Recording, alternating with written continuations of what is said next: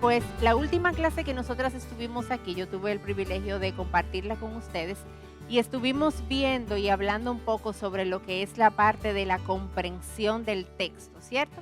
Habíamos hablado desde el principio que en este curso íbamos a hacer un recorrido de cómo nosotros debemos aproximarnos a la Biblia. Y ese recorrido, el primer punto o el primer paso era la comprensión que nosotros estuvimos viendo.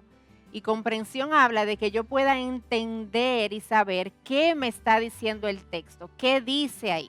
Y nosotras vimos algunas formas que pueden ayudarnos a comprender mejor el texto. ¿Quién recuerda alguna de esas formas que nos pueden ayudar a tener una mejor comprensión de lo que estamos estudiando?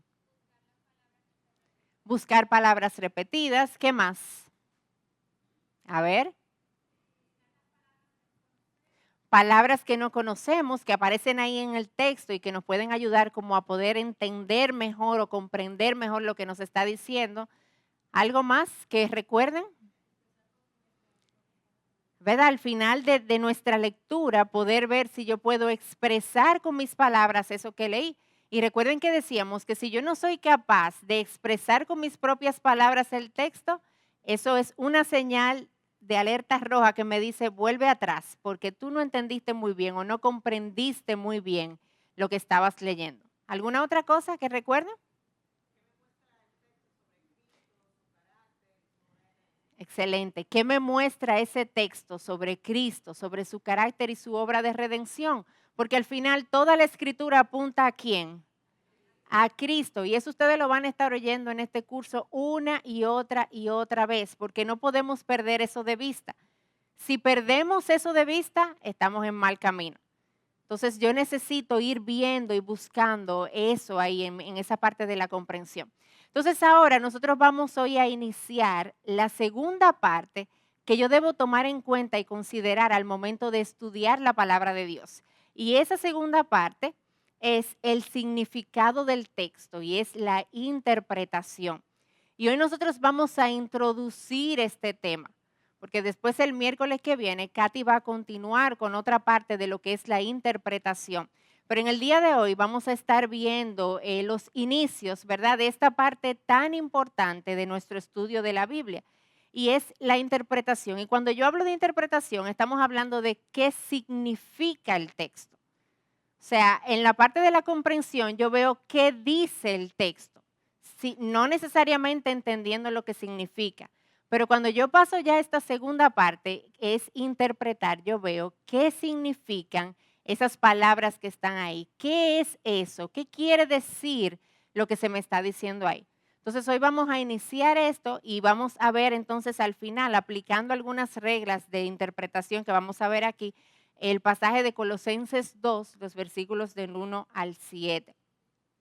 Y algo importante que nosotros tenemos que tomar en cuenta es que lo que es la comunicación y todo el proceso de comunicación tiene diferentes partes involucradas, ¿verdad? Y cuando nosotros estamos hablando de la Biblia, se está dando, en nuestra lectura de la Biblia, se da un proceso de comunicación. Entonces, esas partes que están en la comunicación, ¿cuáles son? ¿Quién sabe? Primero hay el receptor. Exacto. El emisor, ¿verdad? Primero alguien está dando un mensaje, ¿verdad? Eso es un elemento de la comunicación. ¿Qué otro elemento hay? Pero antes del receptor hay uno en el medio, es el mensaje, ¿verdad? Hay un mensaje que se está dando y está finalmente el receptor. Alguien está recibiendo ese mensaje. Y si nosotros nos damos cuenta, ahora mismo aquí está ocurriendo eso, ¿verdad? Se está dando un proceso de comunicación donde yo estoy dando, donde yo soy quien está comunicando algo, donde hay un mensaje que yo estoy dando y donde ustedes están recibiendo ese mensaje. Entonces, es importante que nosotros tengamos eso en cuenta y toda esta parte del proceso de comunicación juega un papel trascendental en lo que es nuestra interpretación o la interpretación de las escrituras. Porque yo necesito tomar en cuenta que cuando yo estoy leyendo la Biblia, todos estos elementos están ahí. Hay alguien quien escribe o habla, hay un texto que está ahí, ¿verdad? Que son las escrituras, y hay quien recibe, que somos nosotros cuando estamos leyendo la palabra de Dios. Ahora bien, en ese proceso de la comunicación se debe dar lo que nosotros vamos a ver ahora, que es la interpretación. Y la pregunta es entonces, ¿sobre quién de estos intermediarios o que forman parte de la comunicación recae la responsabilidad de la interpretación del texto? ¿Recae sobre aquel quien está hablando? ¿Recae sobre el mensaje? ¿O recae sobre el receptor? Vamos a ver si eso es así. Antes de ver si eso que ustedes están diciendo es cierto, hay distintas formas que a lo largo de la historia muchos han querido desarrollar para acercarnos a encontrar el significado de la Biblia. Y no todas las que yo voy a presentar son correctas, pero es importante que la conozcamos porque nosotras mismas a veces pudiéramos vernos haciéndolo de la manera equivocada. Lo primero es, un primer acercamiento que hay en cuanto a la interpretación de la Biblia es que el lector determina el significado. Y este es un acercamiento bien dominante en lo que es la academia secular. Y en este acercamiento, quien está recibiendo el mensaje es que define lo que se está queriendo decir. O sea, yo estoy ahora dándole un mensaje a ustedes y ustedes son las responsables de determinar, según este acercamiento, qué es lo que yo que estoy dando el mensaje quiero decir. Imagínatelo de esta forma. Imagínate que yo elija uno de los libros del Pastor Miguel y yo quiera dar una conferencia de uno de sus libros, el libro de Integridad y Sabiduría. Entonces yo tomo su material y yo voy a dar una conferencia en base a ese material. Y yo lo digo que yo voy a dar una conferencia en base a un libro X. Resulta que el pastor Miguel me ama tanto que él fue a ver esa conferencia y se sentó ahí mientras él veía que yo estaba enseñando su libro, ¿verdad? Y yo comienzo a hablar y él se da cuenta que lo que yo estoy diciendo no es lo que él quiso decir en su libro. Y en el medio del proceso, como lo que yo estoy diciendo es tan grave, él se pone de pie y me dice, espérate Patricia, eso no fue lo que yo quise decir en el libro. Eso no es lo que yo estoy diciendo ahí para nada. Y entonces yo le respondo y le digo, ¿y a quién le importa? ¿A quién le importa lo que tú quisiste decir en el libro? Eso es lo que yo entendí y eso es lo importante. Eso es lo que yo quiero decir porque eso fue lo que yo entendí. Más o menos de esa manera funciona este acercamiento. Yo tengo un mensaje que es la palabra de Dios y yo quiero determinar lo que ahí me está diciendo. Pero la Biblia no funciona de esa manera. Y ese es un acercamiento que sin darnos cuenta muchas veces hacemos a interpretar la Biblia, al interpretar la palabra de Dios. Nos acercamos a ella queriendo dar el significado que yo quiero que tenga, no el que el autor quiso darle. Hay otro acercamiento también y es que, a ver, pensé que se había, ok. Y es que el texto es el que determina el significado. Y este no se hizo tan popular, este duró como un tiempo utilizándose, pero después no fue tan fuerte como el anterior y el próximo que vamos a ver ahora. Pero en este lo que dice es que no es ni el autor ni el receptor el que determina el significado, sino que el texto mismo es el que dice lo que significa. O sea, el autor termina su obra y ese texto cobra vida en cuanto a su contenido, en cuanto a su significado, y está por encima del autor mismo, por encima de la intención misma. Este acercamiento no se hizo tan popular, quizás duró unos 30 años utilizándose, pero ya ustedes se imaginarán, ¿verdad?, por qué no fue tan popular, porque quizás es un poco más difícil de yo acercarme a un texto, encontrar su interpretación solo en el texto mismo, independientemente del receptor, independientemente del autor. Pero hay un último acercamiento y es el que yo quiero que nosotros nos concentremos y entendamos. Y es que el autor determina el significado. El autor es el árbitro final del significado y este es genuinamente el acercamiento que más sentido común tiene.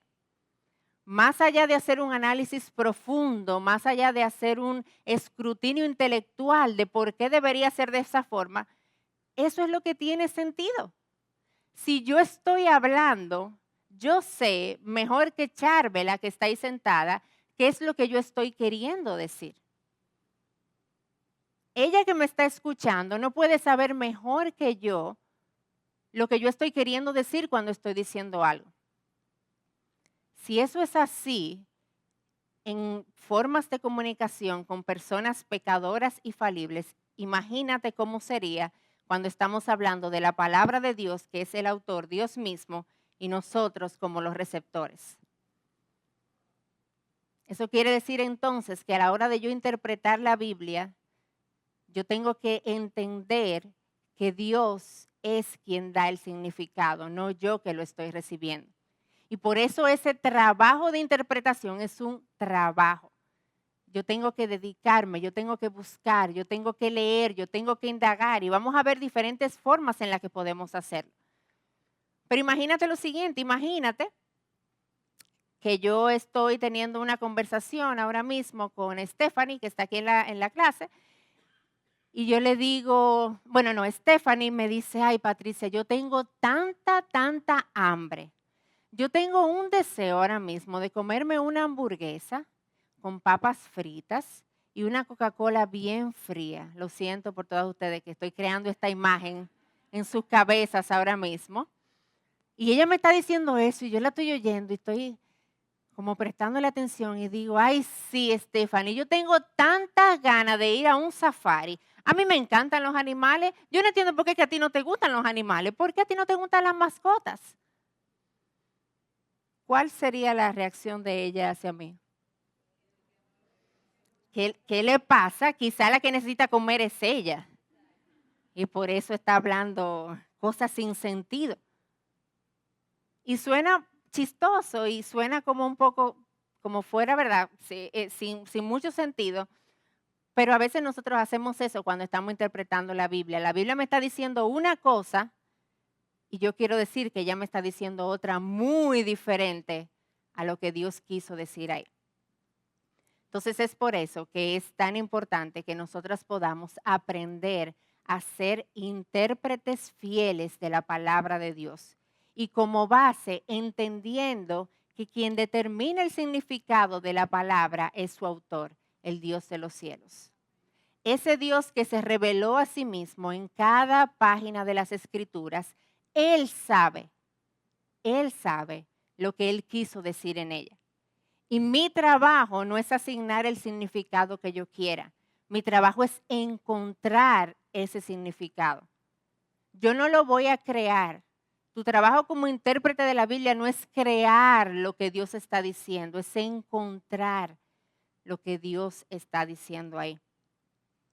Entonces, yo quiero que ahora, teniendo eso en mente, nosotros veamos algunos métodos generales para tomar en cuenta a la hora de yo ir entonces a hacer ese trabajo de excavar, de buscar y de interpretar lo que la Biblia me está diciendo, ese trabajo de encontrar la interpretación, el significado. Y lo primero que nosotras tenemos que tomar en cuenta es que yo debo acercarme a la Biblia en oración. Dice el Salmo 119:10, con todo mi corazón te he buscado. No me dejes desviarme de tus mandamientos. Y cuando el salmista dijo eso, él sabía lo que él estaba diciendo. Mis hermanos, nosotras somos pecadoras. Yo creo que nosotras eso lo sabemos muy bien. Si tú no estás tan segura, piensa en tu última hora, en aquellas cosas que has pensado, aquellas cosas que has dicho, aquellas cosas que has hecho. O en los últimos minutos, quizás tú te vas a dar cuenta y vas a recordar que somos pecadoras. Y nuestro pecado es tan tal y es tan pecaminoso, como decía Pablo, que aún afecta nuestra interpretación de las Escrituras. O sea, no es que cuando yo voy a la Biblia me llega una aureola de santidad, que yo lo voy a ver todo santamente. No, no es así. Mi pecado está ahí, mi pecado está en el medio. Mi idolatría está presente. Cuando yo voy a la Biblia, a estudiar la Biblia, la idolatría de mi corazón está ahí. Y esa idolatría muchas veces me lleva a ponerme a mí en el lugar en el que no me corresponde estar. Y mi pecado puede hacer que yo quiera ver la Biblia a través de mis ojos y no a través de los ojos del Señor. Entonces yo necesito ir a la Biblia en oración y pedirle, decirle, como decía el salmista, no me dejes, Señor, no me dejes desviarme de tus mandamientos. Dice también el Salmo 119, dame entendimiento y guardaré tu ley y la cumpliré de todo corazón. Pero el entendimiento que nosotras necesitamos para interpretar la Biblia, hermanas, viene de nuestro Señor. Nosotros no lo vamos a encontrar en nuestra propia sabiduría, ni siquiera en nuestras propias estrategias, por más que las tengamos. Si el Señor no hace eso, no hay nada que yo pueda hacer. Entonces, el primer paso para nosotras ser intérpretes fieles de las Escrituras es ir al Señor en oración y dependencia de Él. Lo necesitamos.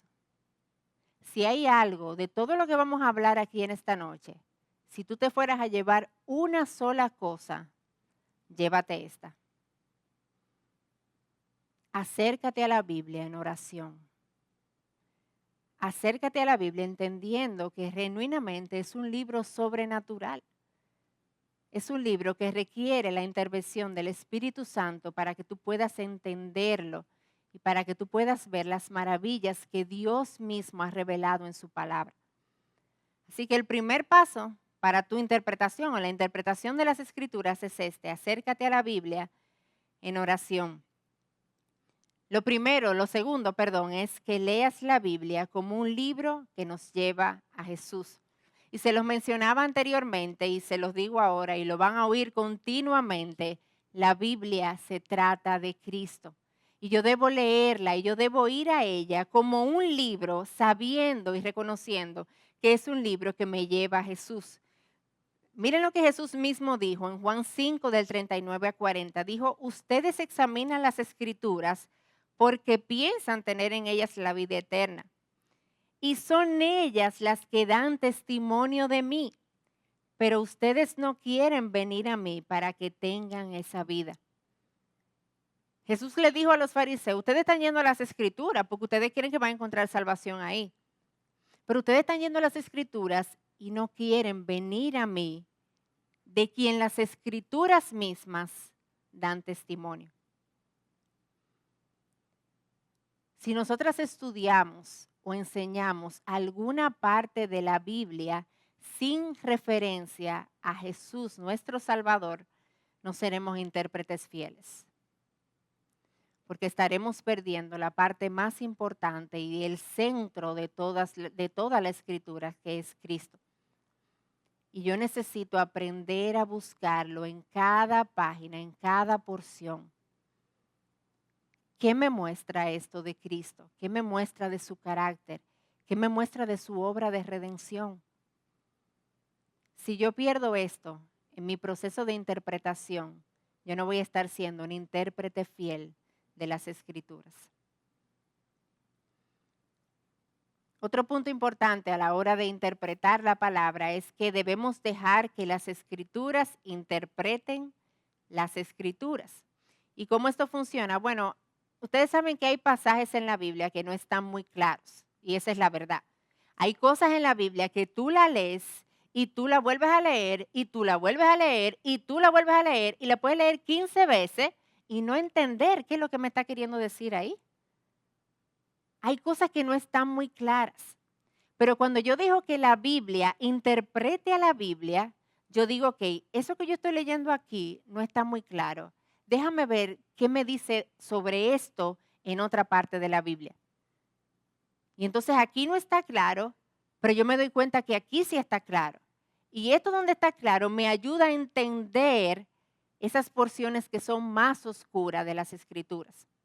Un ejemplo, nosotros vimos el miércoles, bueno, el último miércoles que tuvimos enseñanza aquí, vimos un pasaje de Colosenses donde decía Pablo que él completaba lo que faltaba de las aflicciones de Cristo, ¿se acuerdan?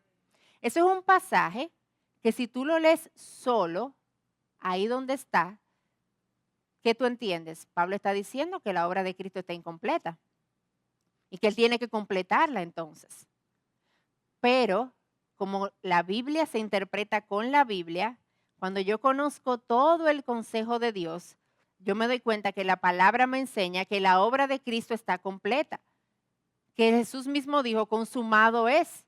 Entonces, cuando yo me voy a la Biblia, a esos otros pasajes que están claros, yo digo, espérate, si la Biblia me está enseñando esto otro, no, esto que yo creo no es lo que me está diciendo aquí. Otra cosa debe ser. Y entonces yo uso pasajes que están claros para interpretar pasajes que están oscuros. ¿Y por qué hacemos eso? Porque la interpretación de la Biblia no se trata de nosotras y no es nuestra responsabilidad. Yo no le doy el significado que yo quiera. Yo encuentro ese significado que ya se lo ha dado su autor. Entonces, como mi trabajo es encontrarlo, yo voy a ir a otras porciones de la Biblia que me ayuden a hacerlo de una manera más clara. Y también otra cosa que yo puedo hacer es tener en cuenta todo el conjunto de textos que tocan un tema en específico. Y yo me voy a ver qué me dice toda la Biblia sobre ese tema en específico que quizás yo estoy estudiando o que, en el que quizás necesito ayuda para interpretar un pasaje en específico. Entonces tenemos primero, el primer punto de la interpretación, ¿cuál es? Que debemos considerar oración, ¿verdad? Me acerco a la Biblia en oración. El segundo punto, ¿cuál era? Ok, leer la Biblia apuntando a Jesús con Cristo en mente. Y nuestro tercer punto, no se lo voy a preguntar porque está ahí, no se vale, ¿verdad? Dejemos que las escrituras interpreten las escrituras, ¿ok? ¿Vamos bien? Sí. Ok, siguen aquí, no se duerman. Cuarto punto, meditemos la Biblia. Hermana, nosotras necesitamos recordar que el propósito de nuestro estudio de la Biblia no es llenar nuestras mentes, sino aumentar nuestra confianza en Cristo. Nosotras no queremos ser mujeres con cabezas llenas de conocimiento, nosotras queremos ser mujeres con corazones llenos de Él. Y por eso yo necesito meditar la palabra de Dios. Porque esto no es un proceso filosófico donde yo voy a entrenar mi cerebro. Esto es un proceso donde mi alma necesita ser alentada y alimentada por la palabra de Dios. Y apartado de la meditación, yo no voy a poder hacer eso. Oigan lo que dijo un puritano que se llamaba Thomas Manton. Él decía, escuchar y no meditar termina siendo infructuoso. Podemos oír y oír, pero es como poner algo en una bolsa con agujeros. Lo que tomamos mediante la palabra, lo digerimos mediante la meditación. Si yo no medito en la palabra, yo puedo escuchar, escuchar, escuchar, escuchar. Y es como que yo estuviera poniendo todo ese conocimiento en una bolsa llena de agujeros. No lo voy a retener, no va a quedar en mi mente, no va a quedar atesorado en mi corazón. Y meditar la palabra no es que tú vas a leer la Biblia y después te vas a poner en posición de yoga y vas a decir, a repetir, no es eso no es lo que estamos hablando. Es que yo pueda quedarme quizás con una idea corta, con un pasaje corto y pensar y pensar y pensar y pensar en eso. Y orar por eso continuamente y tenerlo ahí en mi mente, en mi mente. Y Dios en ese proceso va trabajando. ¿Y sabes qué más hace la meditación? La meditación alimenta nuestra oración. Porque hay algo que Dios tiene ahí en mi mente de su palabra. Y cuando yo estoy meditando la palabra de Dios, es que eso obligatoriamente me va a llevar a orar. Me va a llevar a acudir a Él y va a informar mis oraciones también. Entonces, en ese proceso de interpretar la Biblia, como yo no quiero simplemente llenar mi mente de información, yo voy a meditar. Yo voy a ir a su palabra y yo voy a ir a sus verdades y yo voy a meditar en ella. ¿Para qué? Para que mi tiempo en su palabra no sea infructuoso. Para que haya fruto en ese proceso, en ese tiempo en el que yo esté acercándome a la palabra de Dios. Otro punto, y que aquí voy a mencionar brevemente porque el miércoles que viene Katy va a estar trabajando esta parte con ustedes, y es que yo debo identificar el género literario de lo que estoy leyendo. Y esto es muy importante. Ustedes saben que la Biblia es un libro, ¿verdad? Y un libro que está lleno de distintos géneros. Y a la hora de yo interpretarla, yo debo tener claro qué género yo estoy leyendo. Si yo estoy leyendo poesía, si yo estoy leyendo profecía, si yo estoy leyendo una carta, si yo estoy leyendo historia, porque eso definitivamente va a afectar mi interpretación. Un ejemplo bien famoso, el libro de los Hechos dice, cree en el Señor Jesucristo y serás salvo tú y tu casa.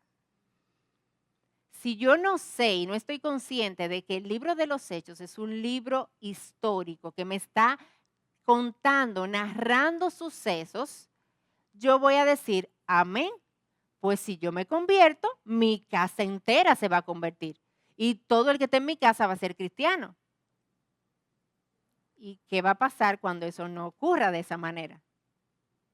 No se equivocó la Biblia, me equivoqué yo al interpretarla, ¿verdad? Entonces yo necesito tomar en cuenta qué género yo estoy leyendo a la hora de interpretarlo.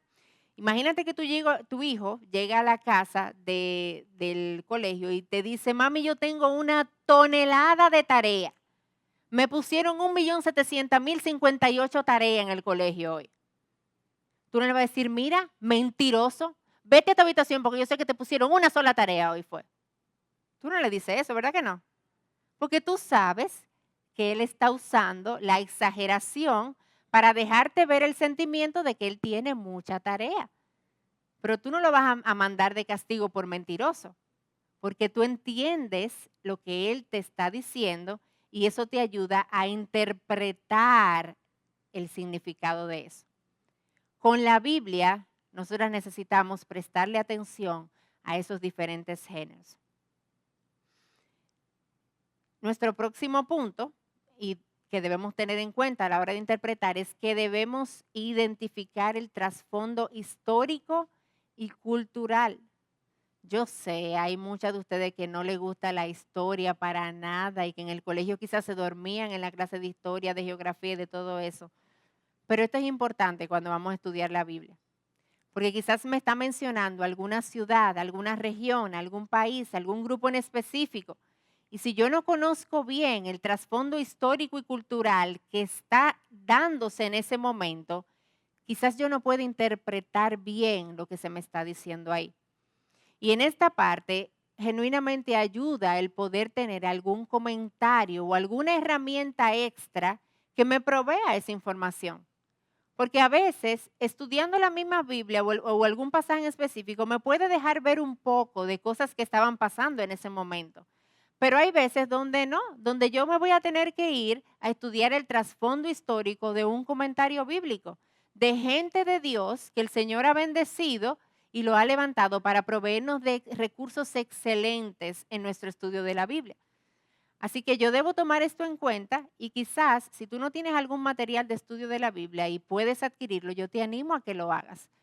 Los comentarios son bastante útiles para nuestro proceso de estudio y sobre todo en esta parte. Yo debo también prestar atención al contexto, ¿verdad? Cuando yo estoy leyendo una porción de las Escrituras, yo debo tomar en cuenta que eso que yo estoy leyendo debe ser leído en base al capítulo completo, al libro completo y a los versos que se encuentran antes y después. Yo no puedo tomar un versículo y sacarlo de su hábitat y entonces tratar de interpretarlo. Porque muy probablemente yo voy a hacer una interpretación errónea de lo que se me está diciendo ahí. Aplicar un verso fuera de su contexto tiene prácticamente garantizado que daremos lugar a la distorsión y que vamos a cometer un error a la hora de interpretarlo. Entonces, cuando tú estés leyendo la Biblia, cuando tú estés en un pasaje en específico, no te olvides de ver qué dice después y qué dice antes y qué dice el capítulo completo también, porque eso te va a dar una idea de qué es lo que está queriendo decir o lo que dice ese verso en específico. Otro punto importante es que tú y yo debemos estudiar la Biblia en comunidad. Mira a tu alrededor ahora, mira para el lado, mira para atrás, mira a todas esas hermanas buenas mozas que tú tienes cerca. Dios nos ha dado una comunidad de creyentes. Dios es tan bueno que no nos ha dejado solas en esta tarea de estudiar su palabra. Y algo que me ayude en mi proceso de entenderla y de poder comprender y interpretar las escrituras es estudiarla en comunidad. Ahora, ¿cómo funciona eso de estudiarla en comunidad? Bueno, es que quizás yo tengo amigas y juntas vamos a estudiar un pasaje de las escrituras. Es que yo tengo pastores y líderes también, que quizás ya han pasado por ese texto y tú tienes una duda y tú te acercas y tú le dices, mira, yo estaba leyendo esto, pero yo no entiendo lo que me está diciendo ahí. ¿Tú pudieras ayudarme a entenderlo mejor? O mujeres a tu alrededor que quizás tienen un poco más de conocimiento que tú de la palabra, tú te acercas a ella y tú le preguntas. Pero no solamente en la iglesia local, en la iglesia universal también. ¿Cuántos recursos, libros, páginas donde encontramos un montón de prédica de diferentes textos bíblicos no están a nuestra disposición de manera gratuita? Eso es estudiar la Biblia en comunidad. No sola, porque tú y yo no nos la sabemos todas. Y hay gente que ha caminado un poco más que nosotras. Y hay gente que ha invertido más tiempo que nosotras estudiando algún pasaje en específico de las Escrituras. Saquémosle provecho a la vida de comunidad que Dios nos ha regalado. Y animémonos unos a otras también en nuestro estudio, en nuestro tiempo de interpretación de las Escrituras. Entonces, vamos a hacer un recuento para que no se nos olviden los puntos. El primer punto, orar. Segundo punto, leer la Biblia como un libro que nos lleva a Jesús. El tercer punto, ¿cuál era? Debemos dejar que la Biblia interprete la Biblia. Muy bien. Cuarto punto. Meditemos la Biblia, ¿verdad? No es simplemente llenar mi mente, es llenar y aplicar mi corazón a sus enseñanzas. Muy bien. El quinto. Recordar el género que yo estoy leyendo, interpretarlo en base a eso. Muy bien. El próximo, ya se me olvidaron los números. Identificar el trasfondo cultural e histórico. Muy bien. ¿El otro cuál era? Presto atención al contexto y estudiamos la Biblia en comunidad. Ese es el número 8, sí me acordé de ese número. Qué bueno que estamos aquí, ¿verdad? Y 9, hacemos todo eso en obediencia y en fe. La Biblia, hermanas, no es un libro de filosofía para ser debatido. Es la revelación de Dios para ser creída y obedecida. No se nos puede olvidar esto. No es un libro para yo estar hablando solamente de ella. No es un libro para yo estar solamente escuchando de ella. Es un libro para ser creído y para ser obedecido. Y yo debo ir a la palabra en obediencia y en fe. Y muchas veces esa obediencia, si somos honestas, para nosotras no va a tener sentido alguno. Pero qué bueno que Dios nos recuerda que no se trata de nosotras. Y que en fe yo puedo decir, Señor, lo que sea que tú me estás pidiendo, yo confío en ti. Yo confío en tu cuidado, yo confío en tu provisión. Mi respuesta, mi responsabilidad, obedecer tu palabra. El resto tú te encargas. Hermanas, cuando nosotras vayamos a la palabra de Dios y en nuestro proceso de interpretar, de nada me sirve yo saber lo que Dios me está diciendo o lo que Dios está diciendo ahí si yo no obedezco eso que Dios está diciendo. Y si yo no respondo en esa obediencia y en esa fe. La persona que lee las escrituras y no la obedece, ¿qué dice Santiago? Se engaña a sí mismo. Hermana, honestamente, perdemos el tiempo.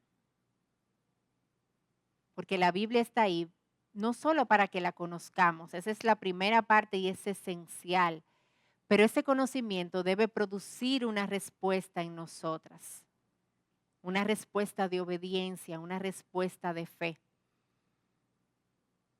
Nosotras, nuestro llamado es a comprometernos con los caminos de Dios y confiar en su cuidado y confiar en su protección. Mientras estudiamos las Escrituras y Él nos llama a la obediencia. Esos son algunos puntos, hermanas, generales sobre nuestro proceso de interpretar las Escrituras.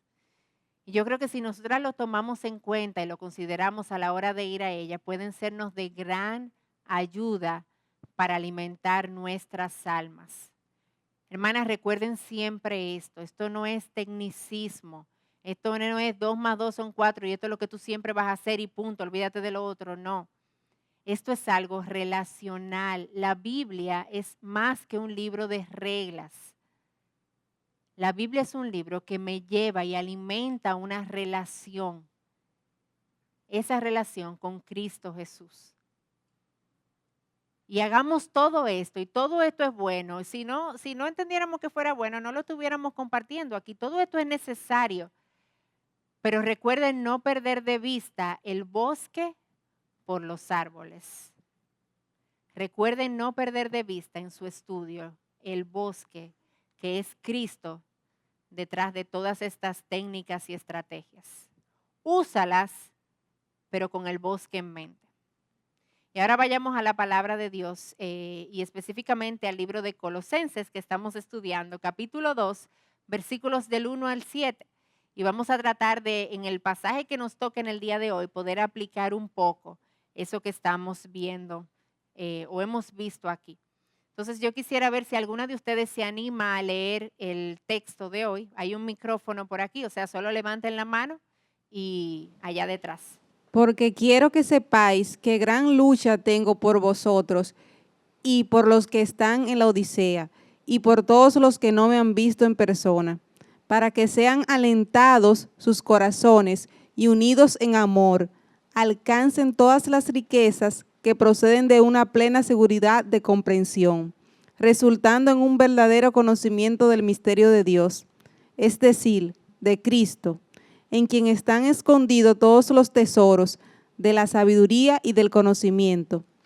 Esto lo digo para que nadie os engañe con razonamientos persuasivos, porque aunque estoy ausente en el cuerpo, sin embargo estoy con vosotros en espíritu, regocijándome al ver vuestra buena disciplina y estabilidad de vuestra fe en Cristo. Por tanto, de la manera que recibiste a Cristo, Jesús el Señor, así andad en Él, firmemente arraigados y edificados en Él y confirmados en vuestra fe, tal como fuisteis instruidos, rebosando de gratitud. Yo no sé si ustedes notaron esto una vez más en este texto y fue lo primero que nosotros vimos cuando estudiamos el pasaje anterior de Colosenses y es el corazón de amor que tenía el apóstol Pablo por los demás. Y ese pasaje comienza diciendo, porque yo quiero que sepan qué gran lucha yo tengo por ustedes, por los que están en la Odisea y por todos los que no me han visto en persona. Esta carta, cuando Pablo le escribe, Pablo está preso y él manda esta carta. Y a mí, mi corazón se confronta tanto al pensar que este hombre, en medio de sus propias aflicciones, en medio de sus propias circunstancias, que eran mucho más difíciles que cualquier cosa que los colosenses estuvieran viviendo en ese momento, él está pensando en ellos. Y dice qué gran lucha él tenía por ellos. Y cuando está hablando de esa lucha que él tiene por ellos, y en el proceso de estudiar este pasaje nos damos cuenta que Pablo está diciendo que él los lleva en sus oraciones. Porque en el capítulo 4 se usa nuevamente esta palabra y es la misma palabra y se da en el contexto de oración. La lucha de Pablo por los colosenses era a través de la oración. por esos que él no había visto ni siquiera en persona. Y una de las características más importantes de los servidores de Cristo, de todo aquel que quiera llamarse un servidor de Cristo, es el amor por su iglesia.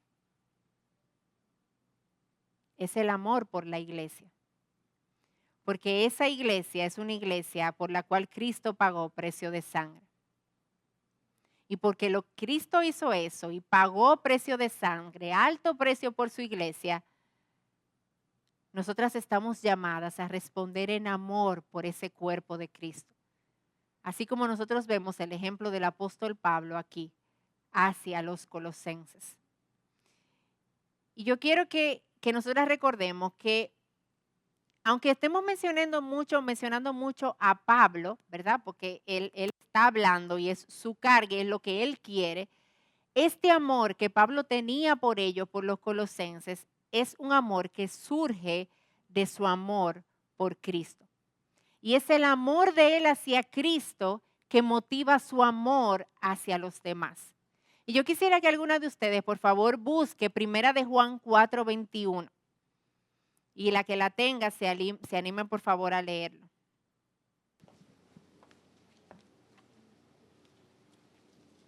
Quien lo tenga puede levantar la mano aquí delante. Gracias. Gracias. Y nosotros tenemos este mandamiento de él: el que ama a Dios, ame también a su hermano. Eso nos dice 1 Juan, es un mandamiento que tenemos de parte de Dios. Si yo amo a Dios, yo voy a responder en amor hacia mi hermano.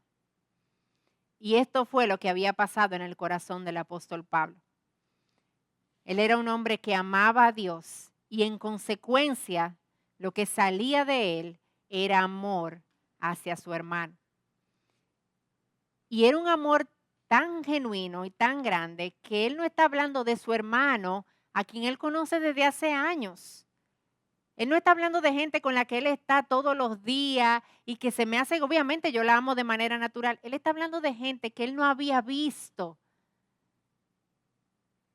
Y él oraba por ellos.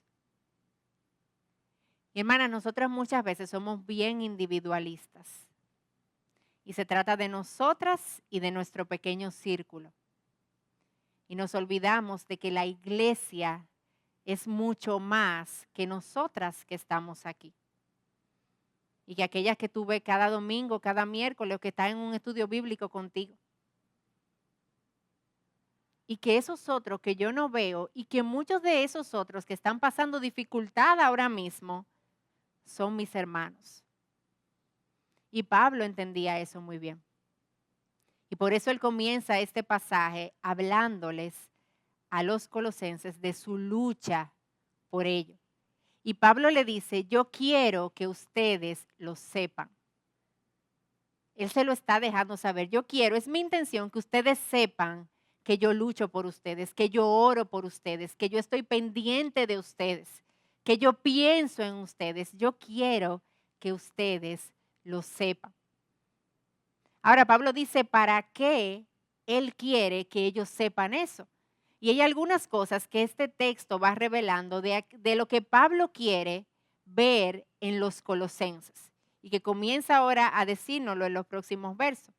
Y lo primero que nosotros vemos de Pablo, que él le menciona a ellos, quiero que ustedes sepan la gran lucha que tengo por ustedes para que sean alentados en su corazón. Pablo quería que ellos fueran fortalecidos, porque él sabía que en ese momento los colosenses estaban siendo rodeados e infiltrados por falsas enseñanzas, que estaban poniendo en juego las verdades sobre Cristo que ellos habían conocido desde el principio. Y Pablo sabía que estos falsos maestros estaban en medio de ellos y los estaban haciendo dudar de su fe. Y él le dice, oye, yo quiero que tú sepas que yo estoy pendiente de ti, que yo estoy orando por ti y que tú no estás solo. Y que por esto yo quiero que tu corazón sea alentado y que tú puedas ser fortalecido en medio de esa situación que los colosenses estaban viviendo.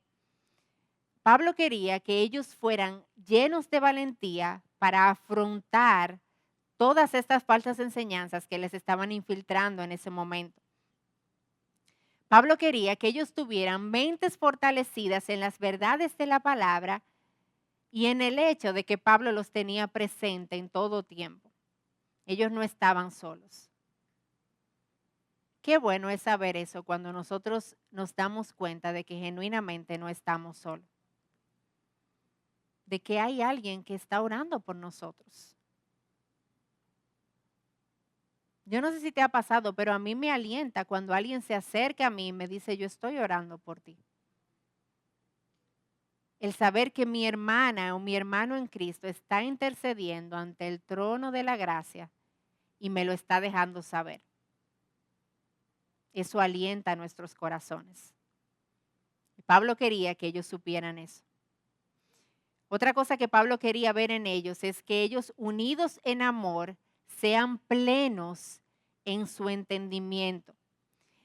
Y aquí hay dos cosas que es interesante, cómo la vemos juntas, y la vemos aquí juntas en Pablo, pero a lo largo de la Biblia también nosotros podemos ver la necesidad del amor y el entendimiento juntos.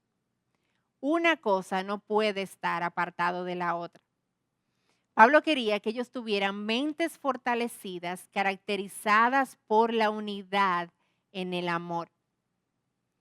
Él estaba enfatizando y él les dejaba ver a ellos, a los colosenses, que la revelación de Dios no puede ser apropiadamente conocida apartados de un genuino amor en comunidad.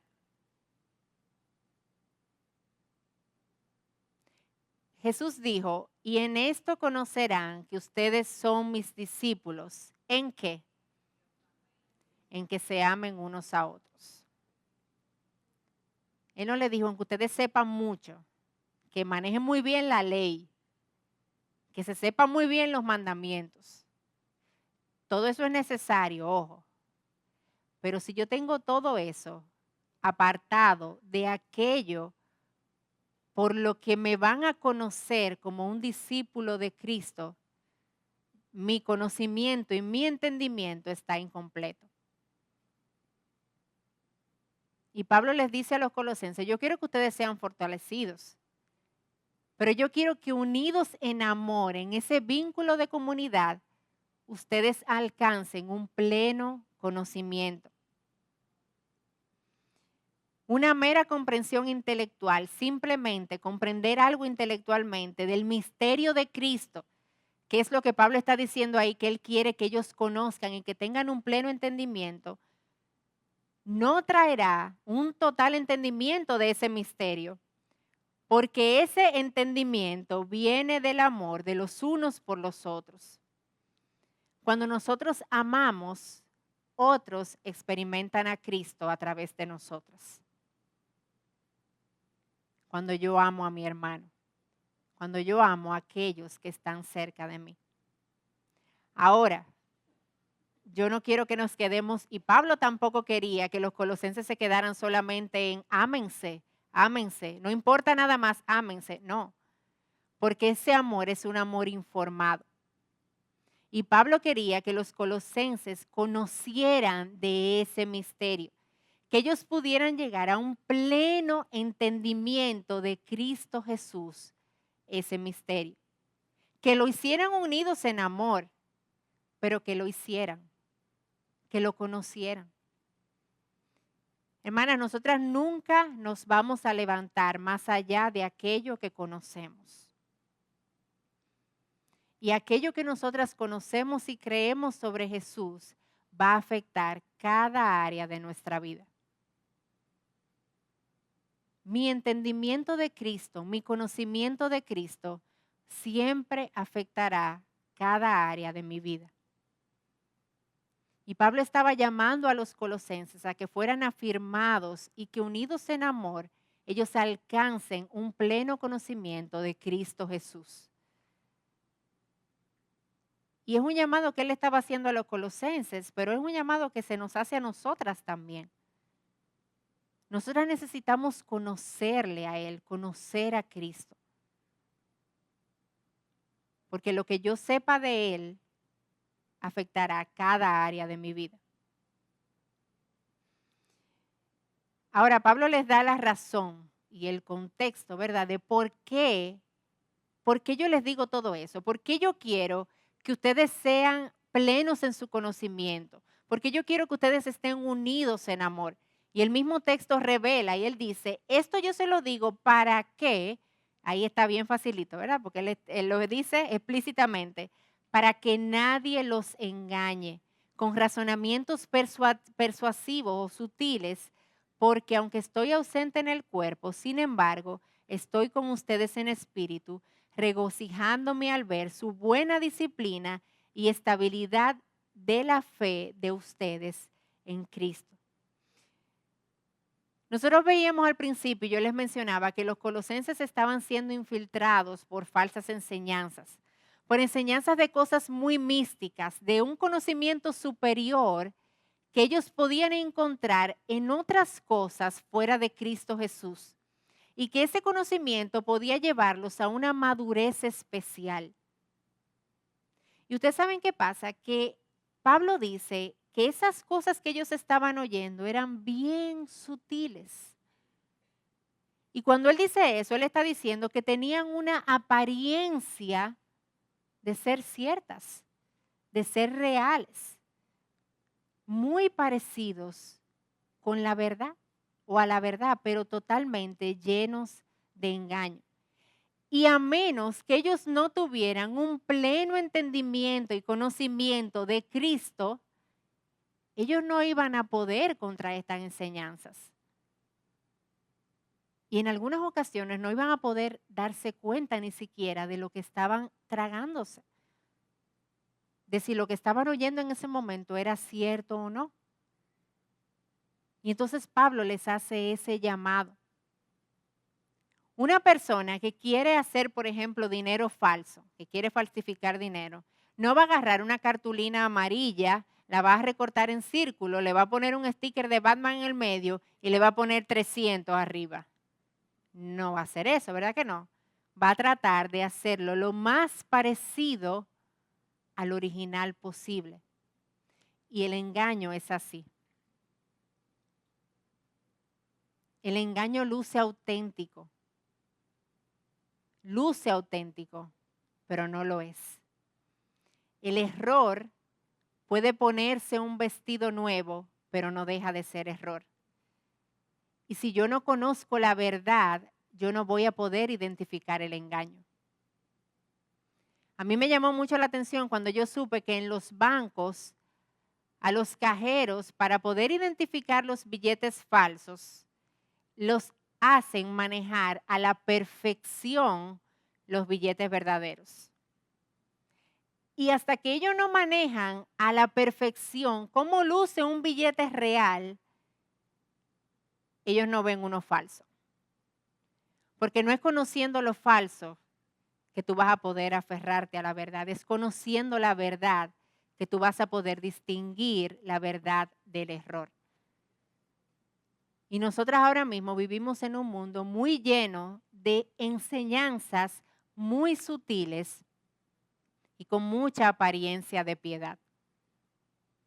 Y si nosotras no somos mujeres firmes en la palabra, nos vamos a dejar arrastrar. Y nos vamos a dejar llevar de todas esas ideas contrarias a la palabra de Dios. Entonces Pablo le está diciendo todo esto. ¿Para qué? Para que nadie los engañe. Para que nadie los engañe.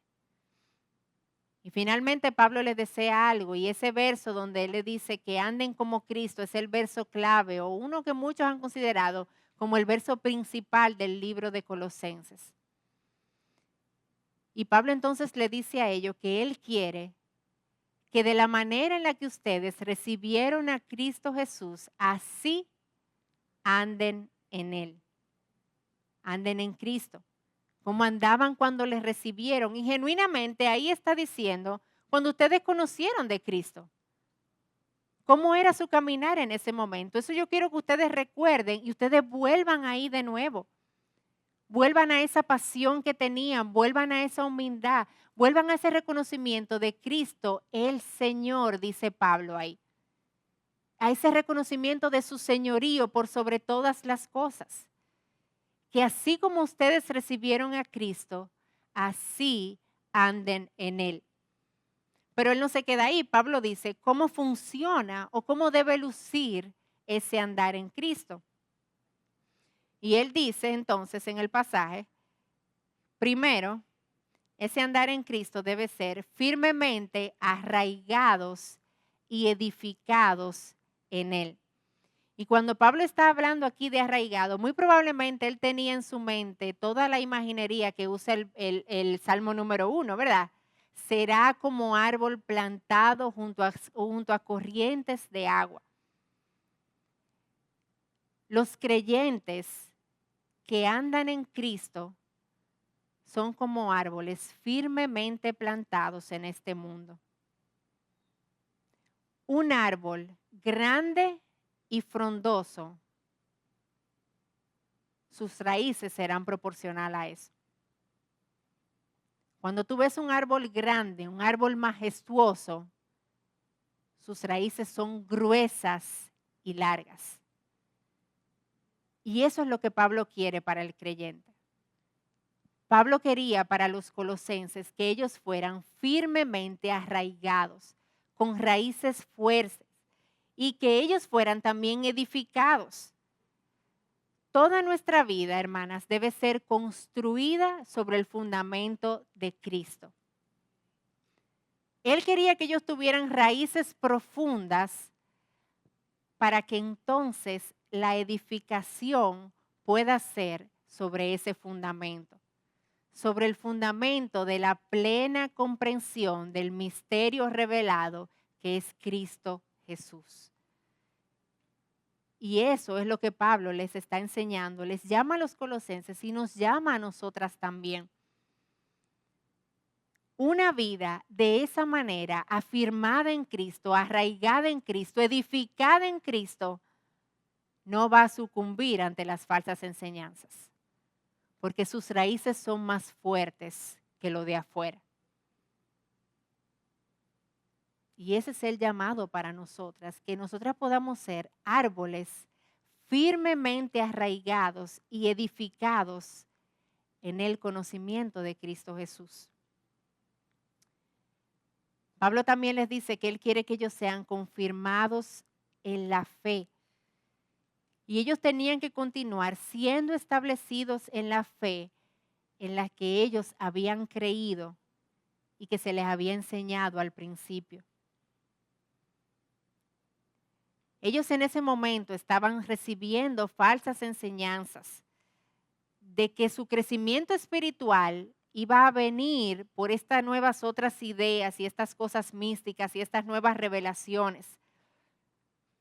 Pero ellos tenían que recordar y ser confirmados en esa fe, en la fe en Cristo que ellos habían tenido al principio. Amadas, Pablo quería esa confirmación en la fe de ellos y que ellos siguieran creciendo en el conocimiento de Cristo y que ellos no se apartaran de esta verdad, de este conocimiento que entonces iba a llevarles a la confirmación de esa fe. Pero nunca apartados del verdadero y pleno conocimiento de Cristo Jesús. Y finalmente Él les habla y le dice que Él quiere ver todo esto en ellos rebosando de gratitud. Si hay algo que es una muestra de nuestro estado espiritual, es la gratitud o la ausencia de ella en nuestros corazones. La falta de gratitud, hermanas, en nuestra vida nos muestra que nosotras no estamos enfocadas en la grandeza de Cristo, sino que tenemos una vida que está mirando hacia abajo y hacia su alrededor y ha dejado de mirar hacia arriba. Y Pablo entendía eso.